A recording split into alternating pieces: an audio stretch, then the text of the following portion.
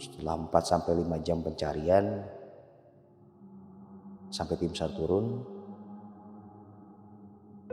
hanya ditemukan keril teman saya bersandar di pohon di tepi jurang.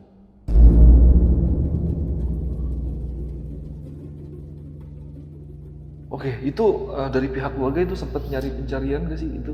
Proses pencarian itu sempat dilakukan bang, sempat dilakukan sampai kurang lebih 2 minggu dan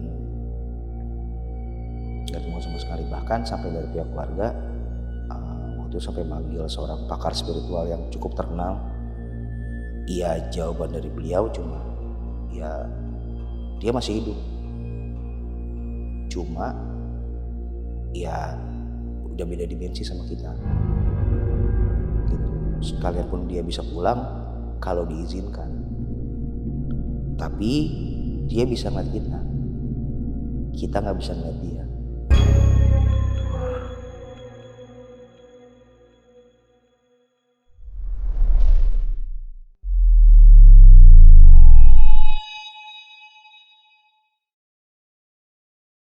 Kembali lagi di Lentera Malam bareng gue Adit, dan udah lama banget nih Lentera Malam gak ngangkat cerita tentang pendakian. Dan malam ini spesial kita datengin narasumber yang akan bercerita tentang pendakiannya ketika mendaki Gunung Salak. Dan gue jamin ceritanya bakal epic banget malam ini. Kita sapa dulu aja narasumbernya, udah ada sebelah gue, ada Mas Lingga. Mas Lingga, apa kabar Mas Lingga? Baik mas. Oke, ini pendakian ke Gunung Salak Mas. Betul. Kejadian tahun berapa Mas? Sekitar tahun 2003-2004 mas. Waktu itu pendakian berapa orang Mas? Jadi rencana mendaki kami 8 orang. Iya. Cuma 1 orang teman saya nggak jadi ikut. Jadi kami mendaki 7 orang mas. Tapi dari 7 orang itu 6 orang memutuskan untuk nggak naik gunung lagi. Bisa kita bilang ini trauma ya? Ya. Itu apa yang menyebabkan Mas Lingga sampai trauma? Iya, seperti saya bilang tadi, 6 orang dari kami mendaki 7 orang, 6 orang memutuskan untuk tidak naik gunung lagi. Karena 1 orang teman kami hilang ketika mendaki sampai sekarang. Sampai detik ini nggak ditemukan. Sampai detik ini. Oke Mas Lingga, ceritanya ditahan dulu. Siap. Karena di sini gue mau ngajak Mas Lingga ngopi dulu nih. Bus. Karena tadi sebelum syuting gue udah bikinin kopi khusus buat Mas Lingga nih. Siap. Ren, tolong ambilin kopi gula aren yang tadi gue bikin Ren. Oke, thank you Ren. Nih buat saya 1, Mas Lingga 1. Wih, terima kasih mas. Mantap, mantap, mantap. Mas diminum dulu Mas kopinya Mas. Siap, siap.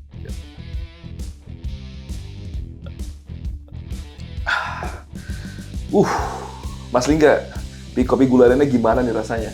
Gula aren paten banget mas. Sama ini kopi lagi ngetren kan mas? Bener banget Mas, kopi gula aren ini lagi ngetren banget dan bikin semua orang pengen. Dan udah gitu Mas, kopi ini bikinnya gampang banget. Dan kalian bisa tambahin pakai susu UHT juga. Jadi, kopi gula aren ini tinggal kalian masukin aja ke dalam gelas. Habis itu tuang air panas setengah gelas aja. Lalu kalian tambahin es batunya. Terakhir tuang susu UHT-nya ke dalam gelas. Jadi deh. Nah, kopi gula aren ini juga bisa kalian dapetin di minimarket terdekat.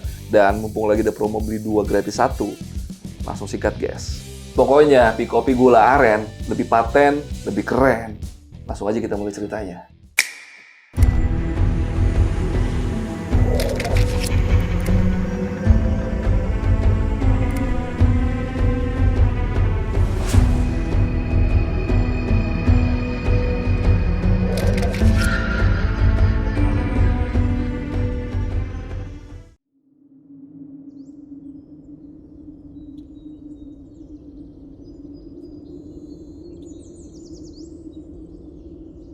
Kejadiannya terjadi di tahun 2003-2004 lah mas gitu. Tepatnya saya kelas 2 SMA. Saya mendaki itu awalnya niatnya rencananya 8 orang mas yang mau mendaki. Tapi entah kenapa H-1 sebelum berangkat 1 orang teman saya itu mendadak sakit. Jadi ya akhirnya kita mau berangkat 7 orang. 7 orang Di mana ganjil. Dan sebenarnya tuh di antara kami semua tuh termasuk saya mau ngebatalin karena kan ya menurut kepercayaan orang banyak kan kalau naik gunung ganjil pasti ada aja masalahnya gitu kan. Akhirnya kita mutusin untuk gak mau naik, tapi ada 1 orang teman saya samarin mas ya, saya samarkan namanya Rudi gitu. Dia tetap maksa untuk kita naik ke atas gunung itu gitu. Udahlah, nggak apa-apa ganjil mau kenapa sih? Udah nanti juga kita ketemu orang atau pendaki lain di sana, jadi bisa kita genap di sana gitu. tetap dia maksa ngotot-ngotot sampai akhirnya yaudah kita maksain untuk bisa tetap berangkat ke sana gitu Mas. Gitu. Saya berangkat lewat jalur Cidahu. Nah itu tadi mau lewat jalur baru gitu. Lewat jalur baru kan itu dekat ke Kawah Ratu. Jadi tujuannya kita biar sekalian wisata lah ke Kawah Ratu. Cuma lagi-lagi teman saya si Rudi ini ngapain lo jalur baru dulu, jalur lama aja lah gitu. Lebih banyak tantangannya gitu, rintangan lebih banyak gitu. Kalau jalur baru buat anak-anak baru lah gitu. Udah, nah padahal pas sampai sana nih Mas, nih pas kita daftar untuk naik sana, itu udah dibilangin sama ranger sana gitu. Ini naik berapa orang? 7 orang, ah. Ganjil nih, nanti aja naiknya deh gitu, tunggu barengan gitu biar nggak ganjil gitu. Nah lagi-lagi si Rudi ini nih teman saya, udah nggak apa-apa santai, biasa kita mah udah nggak apa-apa, kita naik aja. Ya udah nanti kalau ada apa-apa buru-buru turun aja ya gitu, kata rangernya bilang kayak gitu. Akhirnya kita terpaksa jalan. Ketika di pertengah jalan gitu, baru jalan berapa lama, lagi istirahat, tiba kita ketemu kakak-kakak Mapala. Oke. Iya, ada kakak Mapala 3 orang nih Mas gitu. Mereka juga nanya, mau naik? Iya kak, gitu ya bang. Yaudah bareng yuk, kita ganjil nih gitu, kita ganjil nih bareng biar genap gitu. Mereka bertiga, kita bertujuh, jadi total 10 orang tuh Mas. Kita jalan, ada keanehan yang kita alamin, ada. Jadi kan selama kita naik tuh pasti kita berusaha nyari air bersih tuh Mas. Untuk naik ke sana, dan setahu saya semakin tinggi semakin jauh perjalanan air bersih dicari makin susah. Nah tapi kakak Mapala ini tuh nggak pernah nyari air bersih. Dan ketika kita berhenti untuk sholat apa segala macem, mereka tuh selalu kayak melipir gitu. Entah kita duluan ya gitu, entah tahu tiba-tiba mereka ketinggalan sampai akhirnya mereka setelah kita selesai sholat baru ketemu lagi. Dan keanehan yang paling itu sih, kita tuh sempat ngecamp bareng beberapa pendaki di sana, Dan biasanya di sana kan kalau itu makan bareng tuh Mas, makan bareng. Kita waktu itu makan mie instan dan dimasakin sama salah satu dari pendaki yang lain tuh yang barengan di sana. Gitu. Kita ngumpul mie instan yang kita bawa, termasuk si kakak Mapala tadi. Kita kan total 10 orang nih Mas. Tapi begitu mie instannya jadi, dari orang yang masakin ngasih kita cuma 7 mie instan yang udah mateng. 7 mie instan. Setelah itu saya tanya, "Bang, nggak makan?" "Udah nggak apa-apa, santai kita mah. Biasanya juga ntar makannya nanti. Toh tadi di bawah udah makan, udah santainya makan. Udah. Nah terus karena waktu itu cuacanya udah lumayan parah Bang, kita lanjut pendakian. Akhirnya kita mutusin ngecamp di salah satu tempat, saya lupa namanya apa. Tempatnya juga kecil, nggak terlalu besar. Kita ngecamp, kita ngedirin tenda di sana. Tenda yang kami bawa itu, atau saya yang bawa, itu 2 tenda. Satu tenda muat 4 orang, satu tenda muat 3 orang.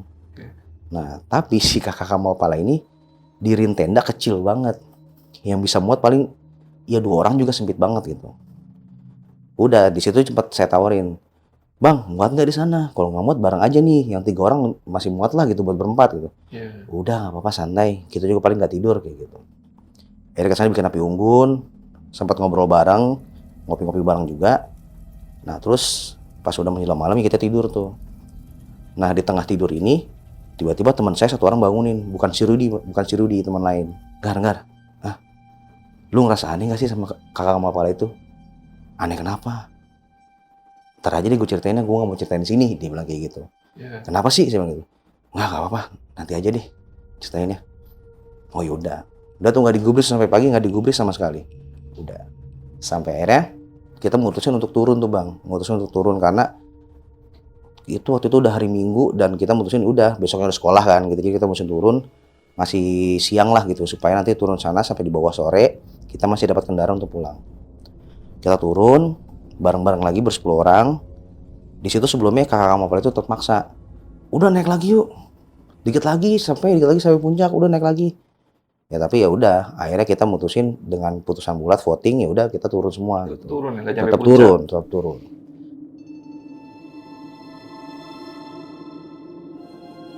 Nah pas turun itu ada pecahan jalan tuh Mas di sana.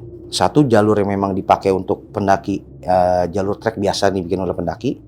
Satu lagi tuh jalur yang memang belum biasa untuk pendaki lah Bang gitu. Jarang dilewati. Kalaupun yang mau lewat situ harus orang yang memang sudah expert di sana gitu, kayak rangernya ataupun memang pendaki senior di sana gitu. Nah tiba-tiba di situ kakak Mapala tadi ngajakin kayak balapan gitu lah. Berhenti dulu, kita balapan nih ke bawah yuk. Hah? Balapan? Iya, yang sampai turun duluan nanti ditraktir makan, ya makanlah di warung di bawah, mau nggak gitu, nantangin kayak gitulah. Ya kita mikir udahlah nggak usah lah, ngapain misah-misah, udah nggak apa-apa buat seru-seruan gitu. Oh yaudah, akhirnya kita setuju. Kakak sama Pak lain tiba-tiba ngomong, tapi kalau mau satu orang ikut di kita dong, gitu. Biar kita nggak ganjil nih, biar sama-sama genap. Oke. Kakak sama Pak bilang kayak gitu. Terus tiba-tiba kakak sama Pak itu nunjukin saya, lu deh ikut kita, lu deh ikut gua sini gitu. Wah, enggak lah, saya nggak mau lah gitu, saya nggak mau.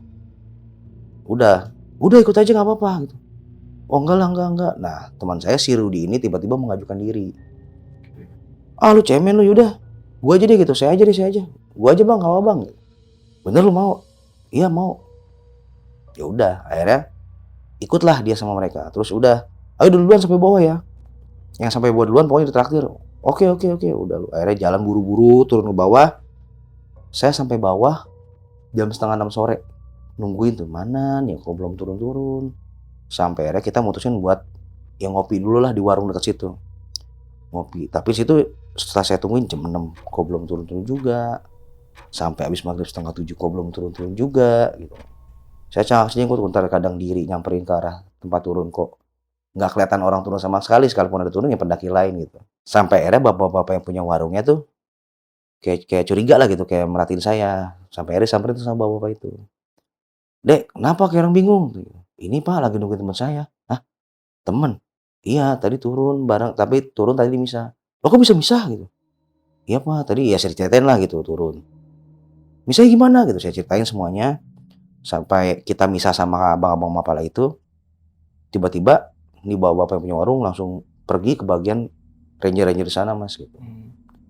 Nggak lama setelah itu ada salah satu ranger yang saya nanya, misahnya tadi di mana? Gitu. Saya jelasin. Terus tiba-tiba setelah itu 4-5 orang ranger buru-buru naik ke atas. Buru naik ke atas saya mikir, ini kenapa sih kok pada panik gitu, pada panik.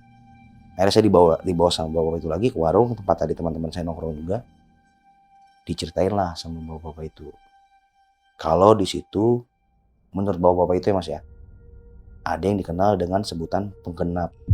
Penggenap. Untuk menggenapi pendaki-pendaki yang naik ganjil. Oke.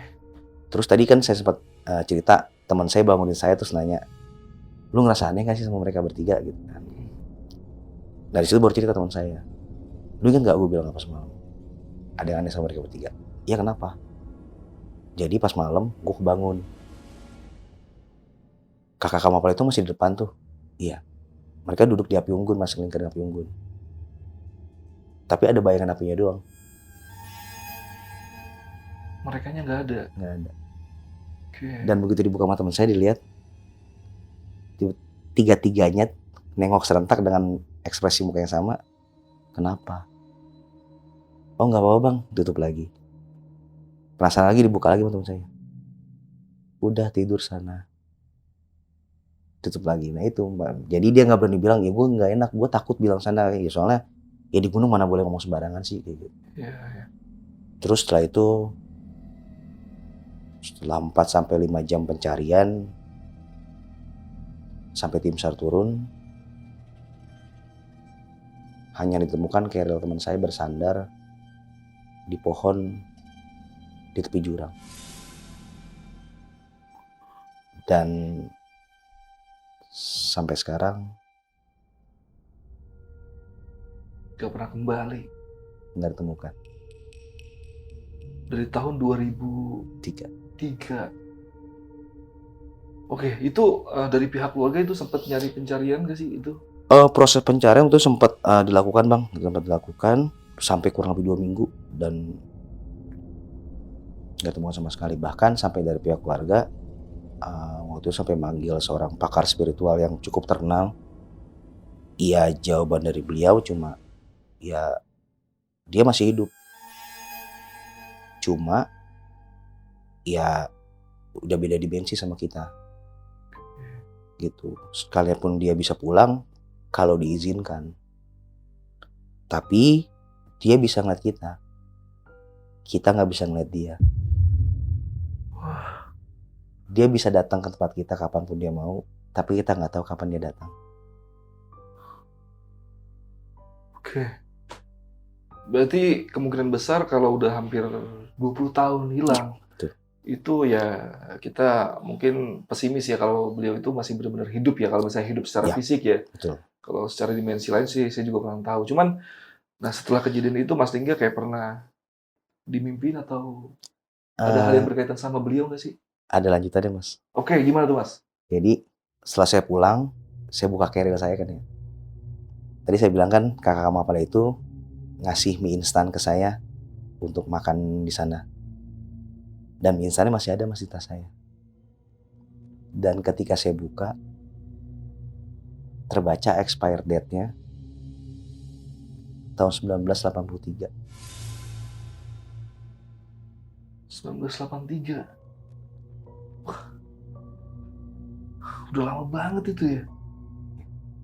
Dengan bungkus yang sudah pudar, gambarnya juga sudah mulai hilang, tapi terbaca gitu 1983. Iya. Dan setelah itu saya sama teman-teman yang lain ya datang ke rumah teman saya satu lagi yang nggak ikut tadi sakit ya. Tapi ternyata teman saya udah tahu kalau ada apa-apa sama teman saya si Rudi. Karena si Rudi datang menemui dia. Wah itu gimana tuh? Apa yang dikatakan atau apa yang terjadi pas Jadi ketemu? ya pas ketemu tiba-tiba teman saya ini sakit nanya, si Rudi kenapa? Hah? Padahal jujur kita belum ada informasi atau ngasih tahu sama sekali karena ya jujur waktu itu ya alat komunikasi masih terbatas gitu kan. Jadi masih belum ada komunikasi sama sekali sama beliau lah gitu sama dia. Gitu. Iya si Rudi datang bilang, gue pulang duluan ya, anak-anak masih di sana. Loh kok bisa misah? Iya gue misah, gue pulang duluan ya, ntar juga anak-anak pulang. Cuma bilang kayak gitu. Setelah itu beberapa lama kemudian, 2 bulan atau beberapa lama gitu setelah kejadian itu, tiba-tiba ibu saya bilang gitu, memang kan rumah saya tuh sering jadi base camp lah Mas untuk anak-anak nongkrong. Kadang ada atau nggak ada saya, anak-anak tetap datang situ. Tiba-tiba satu hari saya pulang, udah agak malam, ibu saya bilang, tadi temannya tuh nyariin. Siapa? Nggak tahu, jarang lihat sih, tapi pernah ngeliat beberapa kali. Gitu. Oh kenapa? Iya dia datang, nanyain carrier-nya, nanyain tas gunungnya. Hah? Nanya gimana? Iya. Bu, Linggar bawa tas saya nggak ya? Orangnya gimana? Ibu lupa, pokoknya pakai jaket gunung aja. Warna ini. Itu sesuai sama Sesuai dengan jaket ketika beliau hilang. Dan gak cuma sekali Mas. gak cuma sekali. Iya, ibu saya cerita lagi waktu itu saya pulang. Itu saya udah kerja tuh, jadi jedanya udah lama. Saya pulang kerja capek, saya tidur. Masih sore lah udah tidur. Nah tiba-tiba besok ibu saya bangun pas pagi nanya, itu temen lu udah pulang? Siapa? Kan semalam ada yang nginep. Hah? Iya. Lu pulang, temen lu datang. Yang waktu itu yang pakai jaket gunung. Ibu bilang, ya kalau kamu udah tidur. Terus ya udah ibu suruh masuk kamar aja. Terus dia narik kasur bawah. Jadi memang kasurnya atas bawah tuh Mas. Jadi yang bawahnya bisa tarik. Sepenglihatan ibu saya dia narik kasur yang bawah ditarik dan tidur di kasur bawah saya. Dan tetap dengan pertanyaan yang sama ke ibu saya. Saya bawa tasnya atau enggak? Berarti bisa dibilang almarhum ini tidur di samping Mas Lingga. Ya. Tapi ketika pagi pas lagi Mas Lingga bangun, kasurnya emang posisi ketarik. Kasurnya ke bawah, kasurnya udah posisi ketarik.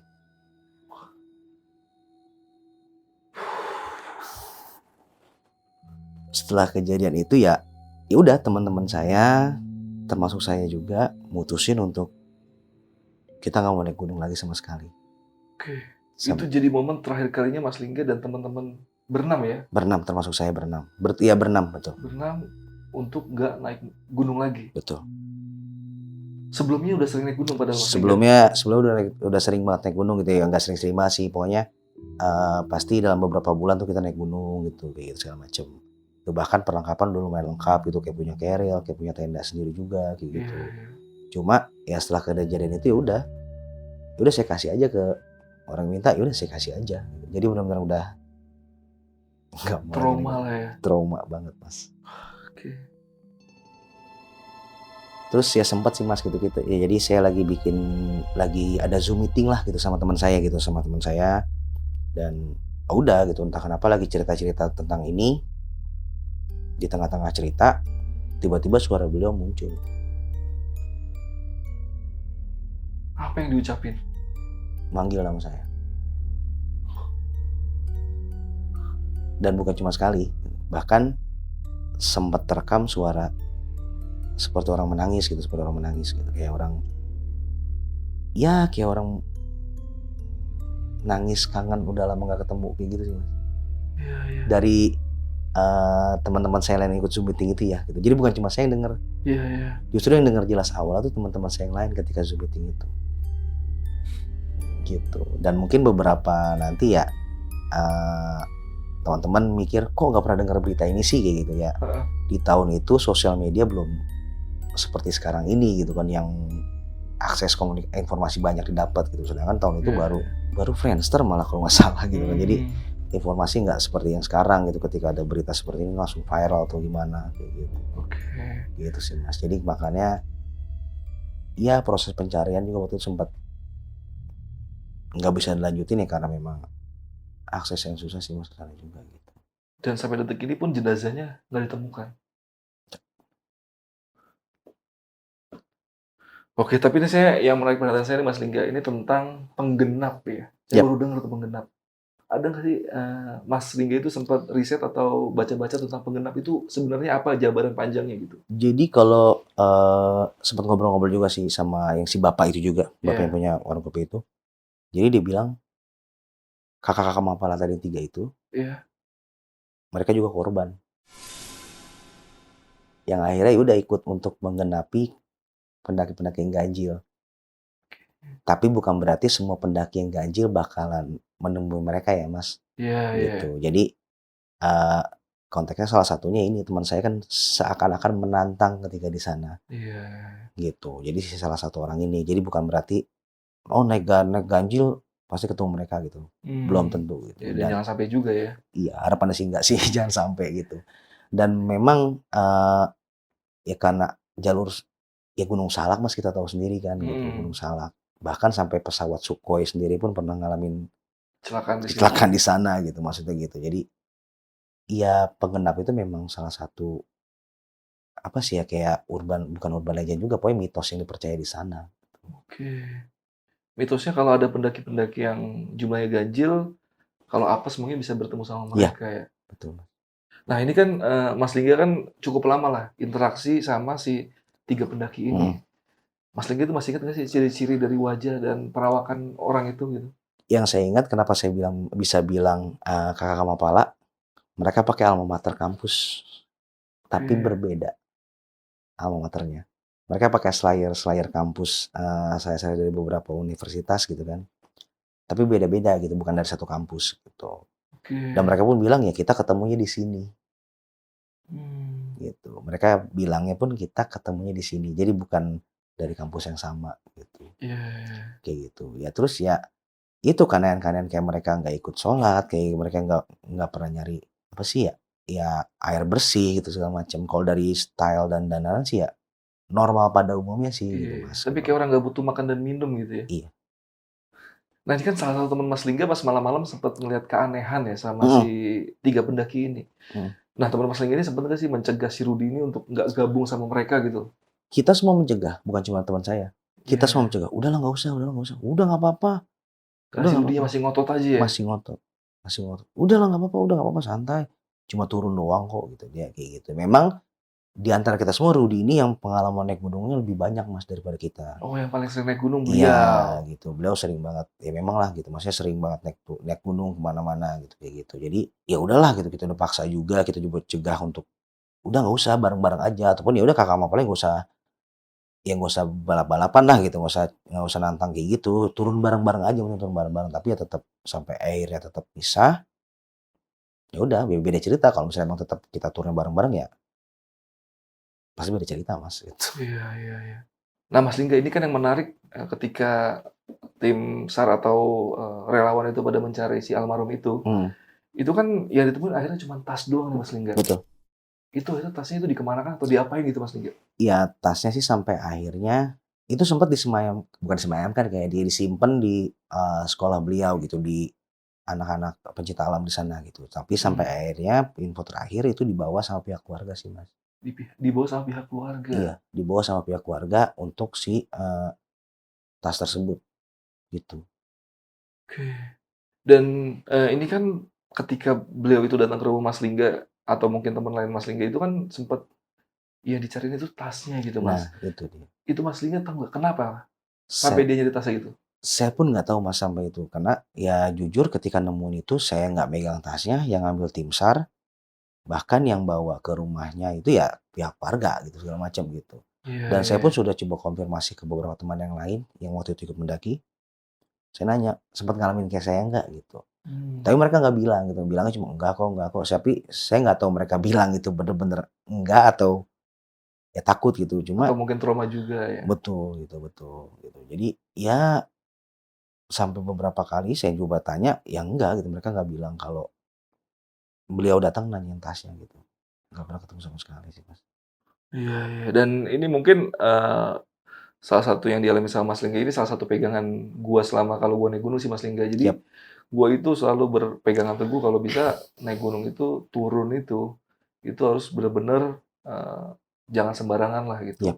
betul. Apalagi kalau kalian itu turun malam itu paling bahaya, karena kalau turun itu banyak cabang yang suka bikin sasar Iya, gitu. betul Itu banget. bisa nggak tahu nyampe ke mana-mana gitu. Apalagi kalau dilakuin malam-malam. Kalau ngedaki sih masih mending sih, karena kita jalannya pelan, lambat Iya, gitu kan, dan betul. kalau malam-malam juga nggak masalah menurut gue ya kalau naik Mhm, malam-malam, cuman ya usahain siang lah.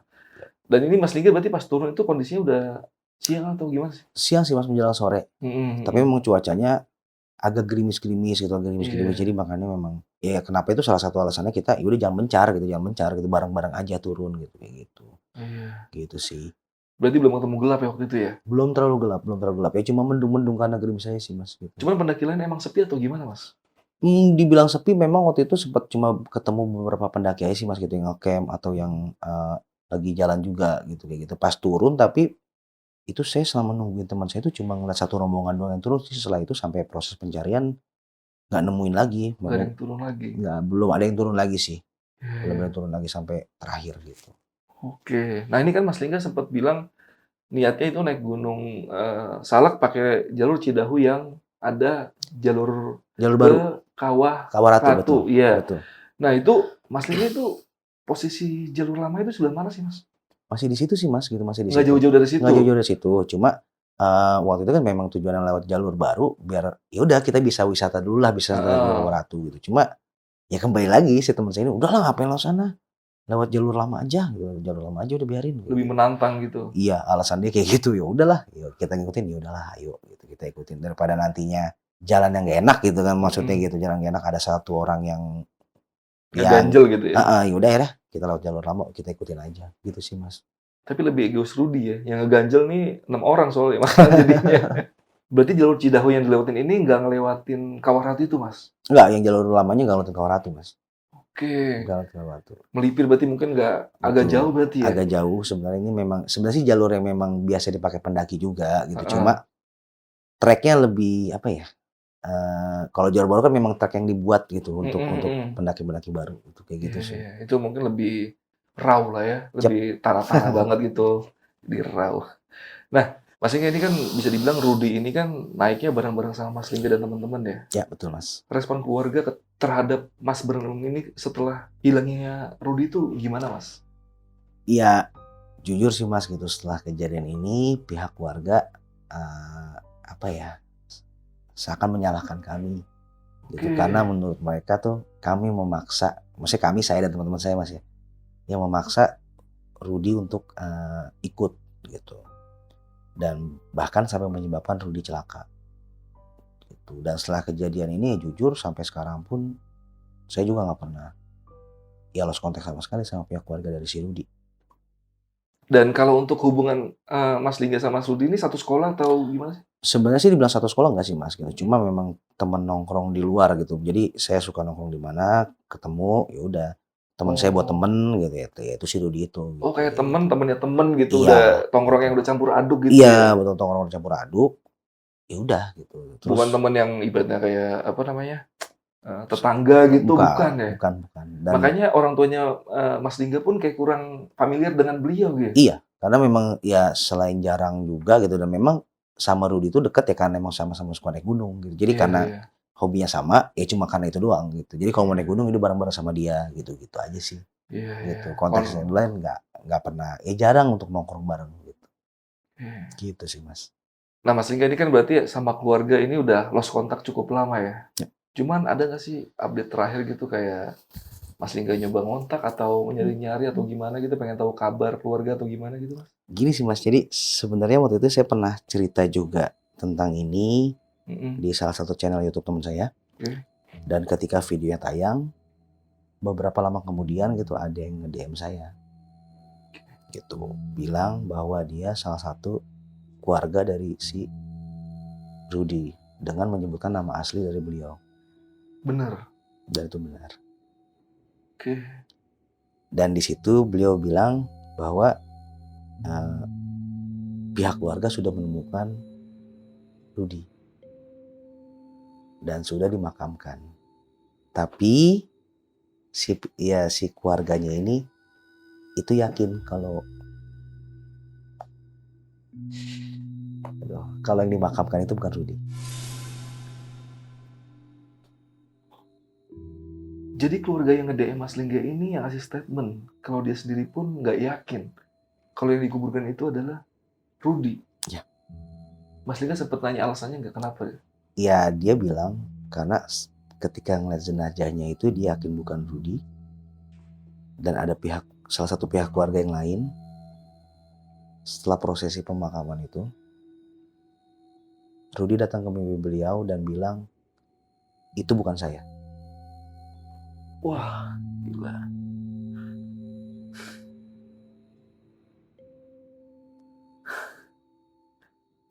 Itu jarak, setelah hilang sampai keluarga itu mengkuburnya itu berapa tahun jaraknya? Saya waktu itu kan kejadian 2003 Mas ya. Iya, Beliau ngubungin saya berarti itu di tahun 2022. 22. 2002, 2003 sorry. Di antara tahun itu. Dan beliau itu bilang dimakamkannya di tahun 2013.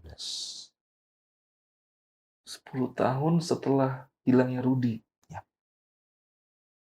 Ini asumsi gue nih Mas Lingga ya, berarti kemungkinan sampai tahun 2013 itu pihak keluarga itu masih terus mencari ya, di Gunung Salak.